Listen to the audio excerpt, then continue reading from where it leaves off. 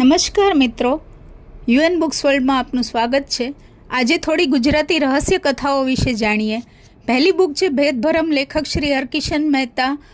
એમાં જાણીએ કે કઈ રીતે શ્રીમતી સુરેખા દીવાનની જૂની ગાડીમાંથી વિવેક સંન્યાસીને મળેલા એક વિઝિટિંગ કાર્ડ દ્વારા આખા રહસ્યનો પર્દાફાશ થાય છે।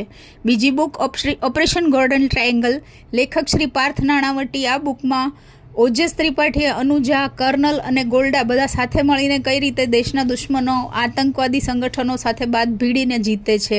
ત્યારબાદની બુક છે death on the Nile, crime mystery queen Agatha Christie લિખિત આ પુસ્તક, જેમાં આપ વાંચી શકશો નાઇલ નદીની ક્રૂઝના સફરે નીકળેલા કેટલાક પ્રવાસીઓમાંથી લિનેટની હત્યાનો ઉકેલ ડિટેક્ટિવ પોયરો કઈ રીતે લાવે છે। પછીથી વાંચીએ લેખક શ્રી પ્રવીણ પીઠડિયા લિખિત સસ્પેન્સ નોવેલ અર્ધ અસત્ય।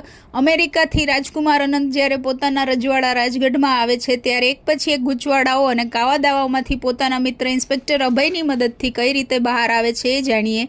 શૈલજા સાગર નામના પુસ્તકના લેખક છે શ્રી અશ્વિની ભટ્ટ। તે નવલકથામાં શ્રીમતી શૈલજા, સંજીવ, ઇન્દ્રજીત અને ચિરંજીત લાલની જિંદગીના વળાંકો અને તેમાંથી સર્જાતા વમળો અને ચક્રવ્યૂહની વાત વાંચીએ।